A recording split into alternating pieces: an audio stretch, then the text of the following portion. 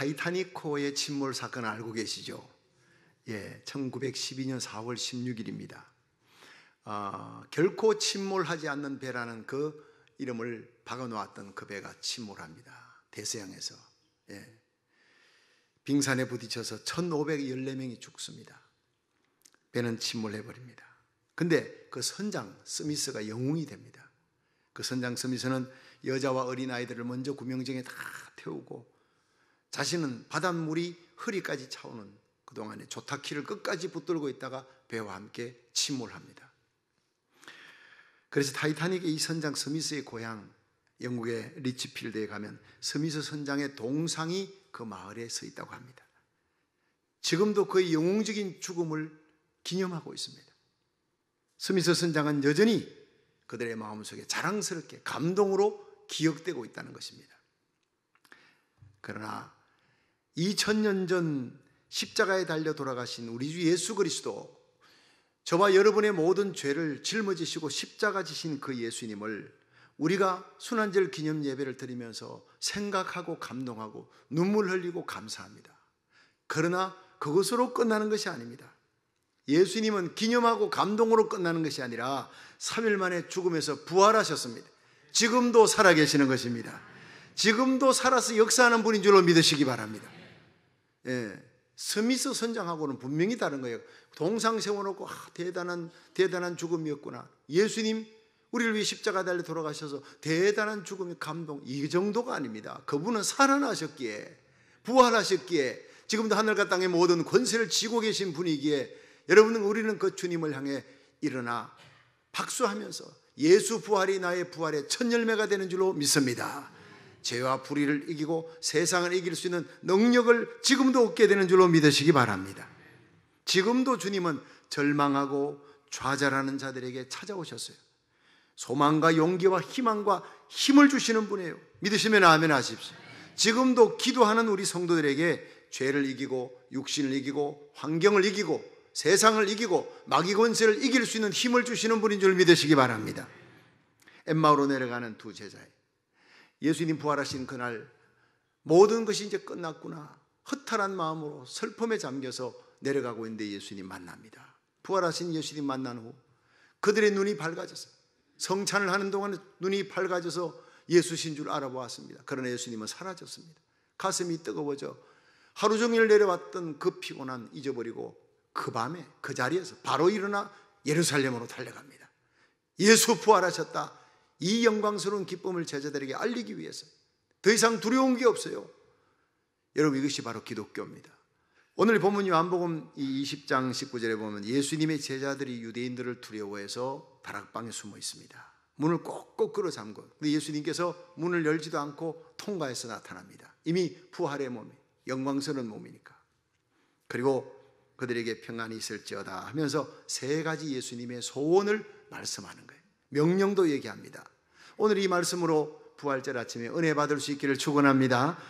첫째로, 예수님은 우리가 부활의 예수님의 그 평강을 우리도 소유하기를 원하고 계신다는 거예요.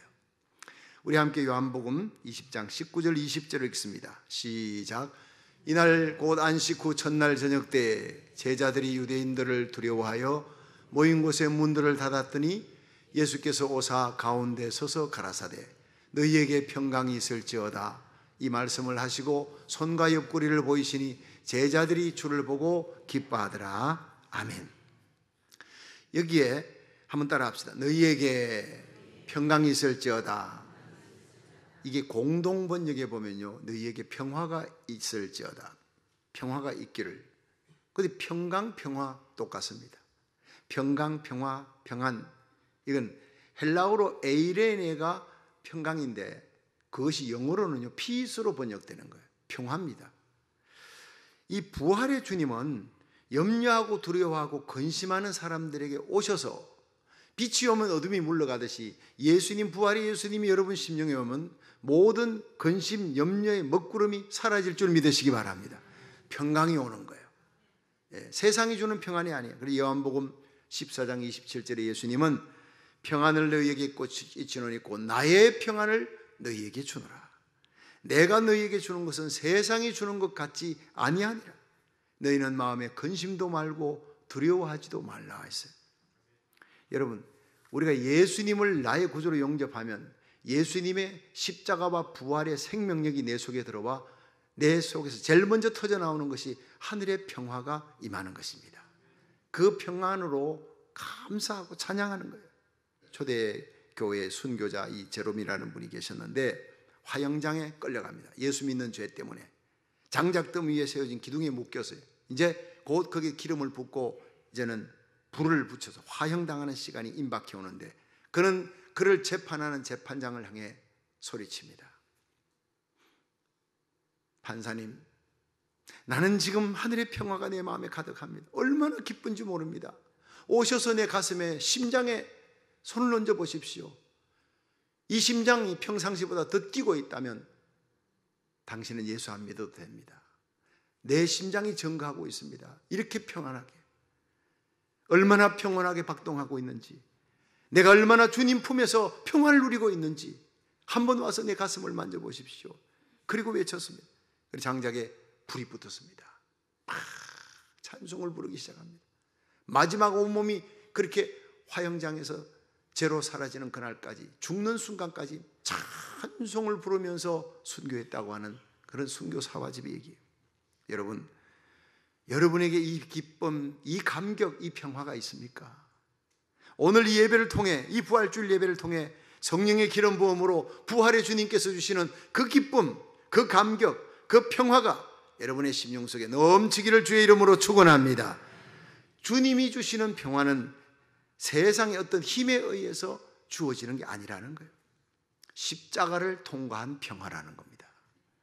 요한복음 20장 20절 본문을 보니까 이 말씀을 하시고 손과 옆구리를 보이시니 제자들이 주를 보고 기뻐하더라. 예수께서 또 가라사대 너희에게 평강이 있을지어다. 여기서 예수님께서는 제자들에게, 다락방에 숨어있는 제자들에게 나타나셔서 두 손을 보이신 거예요. 옆구리를 보이신 거예요. 이게 뭡니까? 십자가에 달린 흔적이에요. 평강이 있을지어다라고 얘기하시면서 이 두 손과 옆구리를 보였다는 것은 예수님이 가지신 이 평강은 십자가를 통과한 자에게 주는 평강이라는 겁니다. 여러분, 십자가 없이 이 세상에서는 평안을 누리고 세상의 기쁨을 누리려는 사람이 많지만 우리가 가지기를 원하는 하늘의 평안과 기쁨은 십자가를 통과한 자에게만 주어지는 것입니다. 믿으시면 아멘 하십시오. 십자가 고난을 이긴 자에게 주는 거예요. 예수님의 십자가 보혈의 피로 속죄함을 받은 자에게 주시는, 죄사함 받은 자에게 주시는 하늘의 평안이 여러분에게 넘치기를 주의 이름으로 축원합니다. 이 세상은 여전히 염려와 근심, 두려움, 불안의 파도가 날마다 넘실대요. 그 길을 우리 헤엄치며 살아갑니다. 그런데 우리 예수 믿는 성도들은 그 환난의 파도 한복판에서 주님이 주시는 그 평안을 누리는 것입니다. 시편 29편 10절에 보면 여호와께서 홍수 때에 좌정하셨으며 여호와께서 영영토록 왕으로 좌정하시도다. 여호와께서 자기 백성에게 힘을 주시며 여호와께서 자기 백성에게 평강의 복을 주시리로다. 하나님은 홍수 위에, 쓰나미 위에 좌정하시는 거예요. 우리 염려, 근심, 걱정이 쓰나미같이 몰려오는 이 세상, 고해 같은 세상을 살아가면서 천국까지 가야 되는데 그 넘실거리는 염려, 근심의 파도 위에 좌정하시되 왕으로 다스리시는 분, 우리의 염려를 다스리시는 분입니다. 근심을 다스리시는 분이 바로 부활의 예수님입니다. 그 예수님이 우리에게 힘을 주십니다. 예수님의 평안을 누리도록, 그리고 평강의 복을 주시리라. 할렐루야. 얼마나 귀한 말씀입니다. 이 놀라운 평강이 바울에게 임하니까 억울하게 감옥에 갇혀 매 맞고 들어가도요 찬송 부르는 거예요. 이 평강으로 환경을 초월하는 찬송을 부르자 옥문이 터지는 거예요. 창고가 열리는 겁니다. 여러분, 주님 주시는 평안으로 찬송하시기를 축원합니다. 감사하시기를 바랍니다. 여러분을 묶고 있던 모든 염려, 근심, 좌절, 걱정이 순식간에 다 풀려나갈 것입니다. 결박이 풀림, 질병이 풀려나갈 것입니다.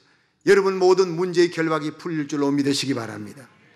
비바람이 막 몰아치는 날 비행기 타보셨습니까? 비행기가 쭉 이렇게 구름 위로 올라가면요 그 위에 해가 있습니다. 해가 사라진 줄 알았더니 그 먹구름 위에 해가 있더라고요. 여러분, 구름 위에는 비가 없습니다. 밑에는 막 소나기가 쏟아지는데 그 위에는 찬란히 태양이 빛납니다. 이게 바로 주님이 말하는 평강입니다. 여러분, 이 세상에는요, 비바람이 막 몰아칩니다. 폭풍우가 있습니다. 그런데 그 폭풍우를 조금만 더 뚫고 올라가 봤어요. 먹구름을 뚫고 올라갔어요. 기도밖에 없는 줄로 믿으시기 바랍니다. 우리가 기도하는 순간 우리는 이 세상의 먹구름, 비바람을 초월해서, 십자가를 초월해서 그 부활의 예수님을 만나는 그 평강의 세계로 들어가게 될 줄로 믿으시기 바랍니다. 그게 승리의 세계예요. 이 세상에는요, 분명히 날마다 염려, 걱정, 근심, 핍박, 환난이 주어지게 되어 있습니다. 우리 그리스도인들에게 의롭게 살고 진실하게 사는 성도는 반드시 그런 일이 일어나지만 담대하라, 세상에서 환난을 당하나 담대하라, 내가 세상을 이겨노라. 대구 지하철 참사가 일어났던 데가 2003년 2월 18일 오전 10시경에 저희 교회 부흥 강사로 작년에 오셨던 남태선 목사님이 심호하시는 교회, 대구 서구교회 집사님 김창재 집사님, 69세인 그 김창재 집사님이 이제 지하철을 타고 오다가 그 어려움을 당한 거예요. 대구 지하철 참사 사건에. 그래서 어려움을 당해서 갑작스럽게 참변을 당합니다. 그런데 전화가 온 거예요. 아내에 되는 석태순 집사님에게 마지막 전화를 건 거예요.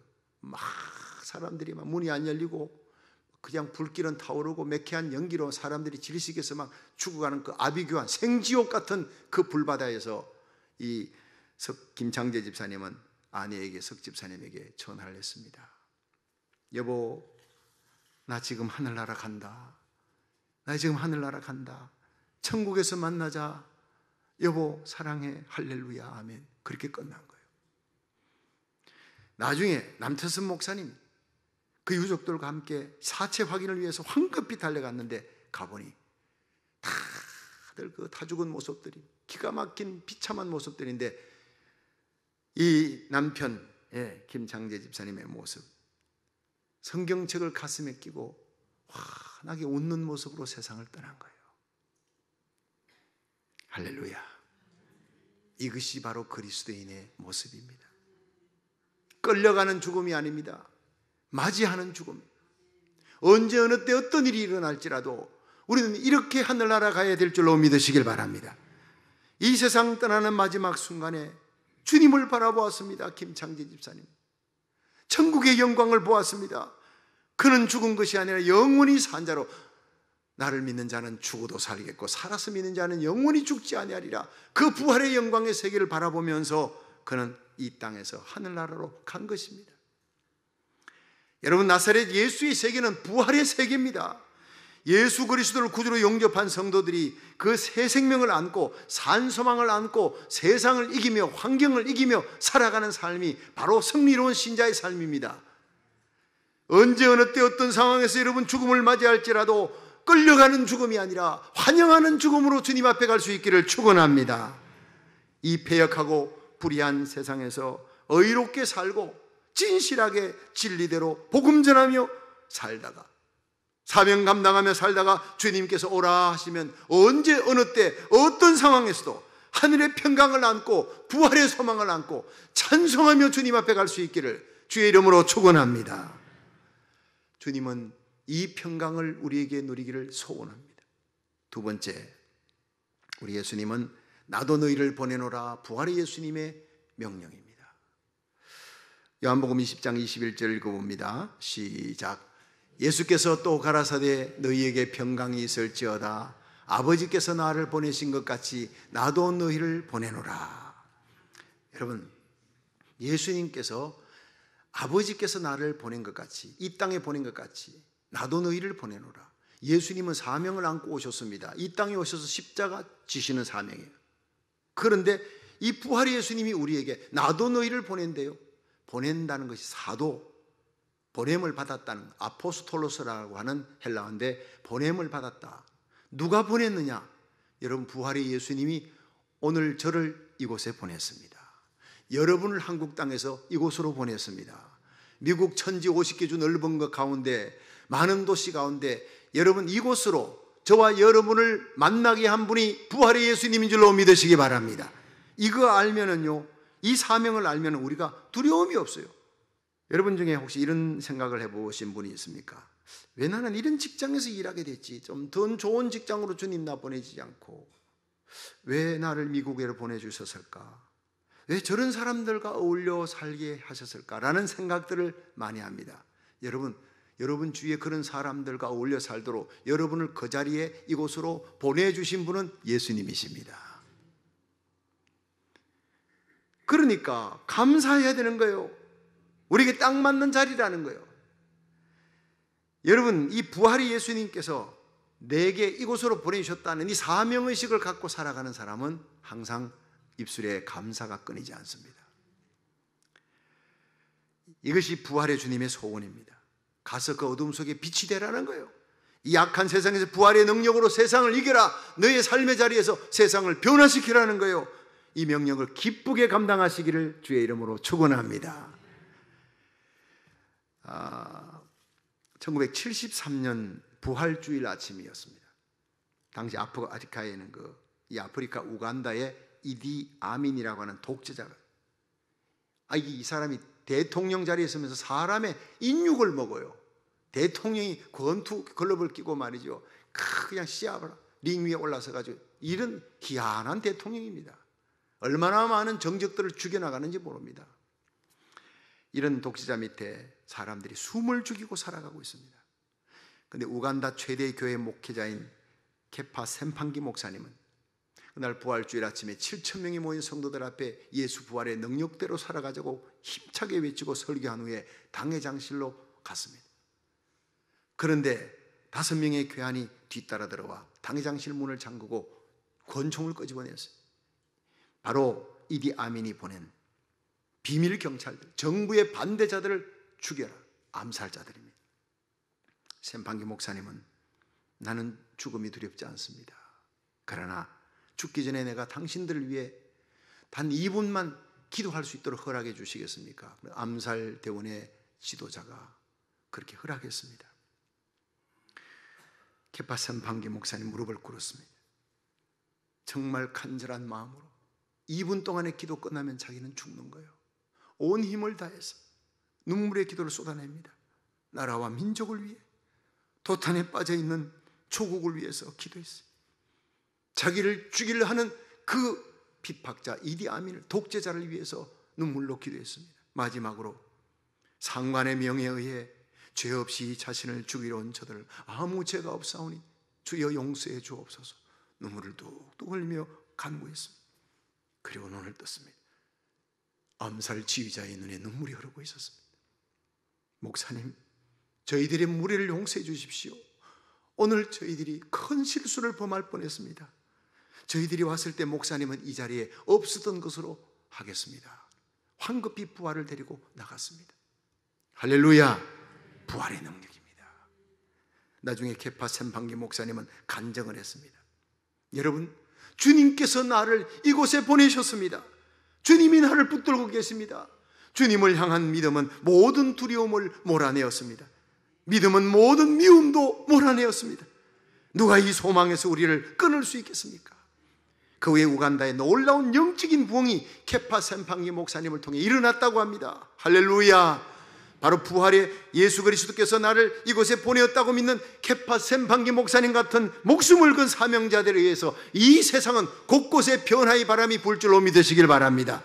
하나님은 오늘도 고난의 십자가를 피하지 않고 주님께서 나를 이곳에 보냈다고 고백하며 죽기를 각오하고 사명 감당하는 자를 통해, 그런 주의 종과 성도와 그런 교회를 통해 대부흥의 내간에 불을 붙이는 역사를 일으켜줄 줄로 믿으시기 바랍니다. 주님은 우리에게 명하십니다. 아버지가 나를 보낸 같이 나도 너희를 그 자리로 보내노라. 성도 여러분, 여러분이 계신 그 직장, 그 가정, 그 삶의 자리가 주님께서 보내신 사명의 자리인 줄 알고 끝까지 사명 잘 감당하다가 우리 주님 만날 수 있기를 주의 이름으로 축원합니다. 마지막 세 번째, 부활의 주님은 우리에게 성령을 받으라 말씀하고 계십니다. 요한복음 20장 22절에 읽습니다. 시작. 이 말씀을 하시고 저희를 향하사 숨을 내쉬며 가라사대 성령을 받으라.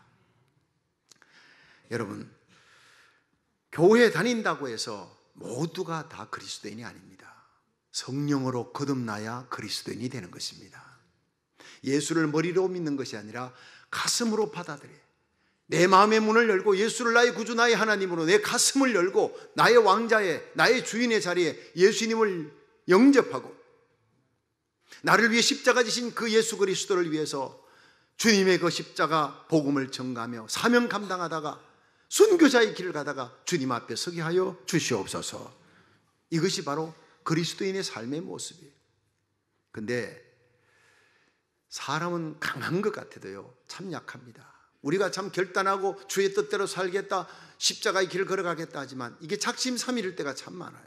베드로가 주여 다 주를 버릴지라도 나는 결코 버리지 않겠습니다. 이건 베드로의 진심입니다. 그러나 그날 밤, 그날 해가 지기 전에 예수님의 면전에서 예수님 모른다고 군대 앞에, 군병 앞에 아니라 비자와 계집종 앞에서 예수님 모른다, 난 저 예수 알지 못해. 여러분, 베드로를 욕하지 마십시오. 오늘 우리들의 모습이 바로 그 모습입니다. 성령 받지 않으면 우리는 이렇게 약해집니다. 우리의 결단도 작심삼일이 될 수밖에 없습니다. 그래서 예수님, 부활의 예수님이 성령을 받으라 명하고 있는 거예요. 받아도 되고 안 받아도 되는 것이 아니라 안 받으면 그리스도인답게 살지를 못하는 것입니다.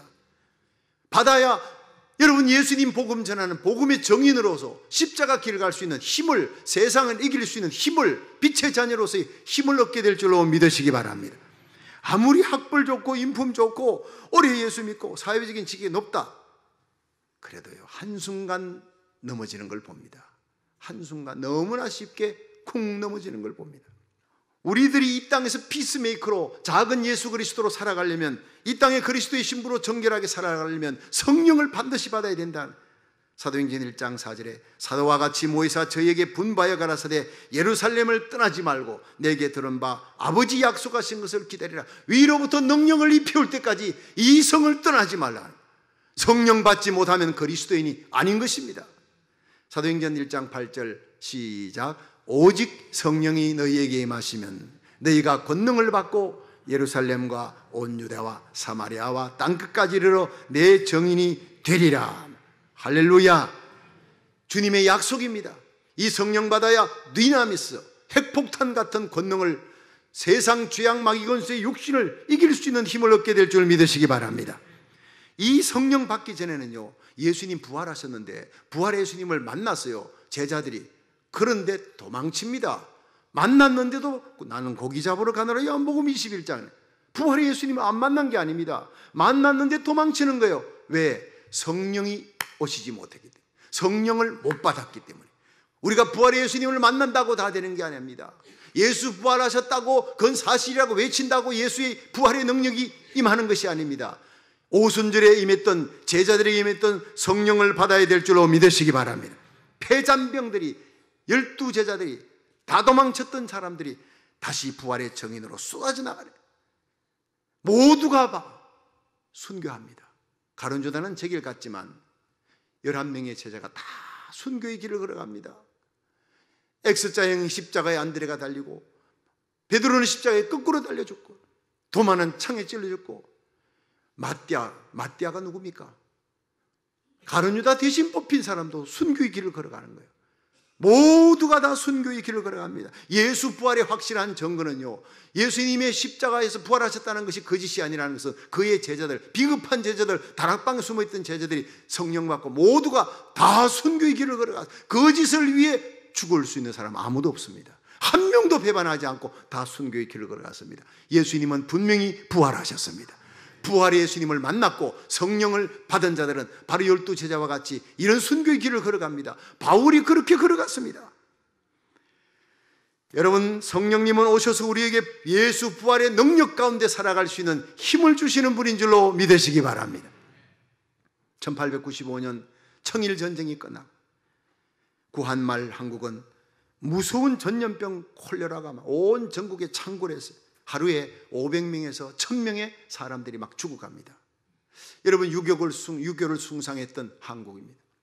그런데 자식이 죽어가니까 어머니가, 아버지가 자식 마지막 죽어가는데 그 며칠 먹을 음식 거기 옆에 놔두고 도망칩니다.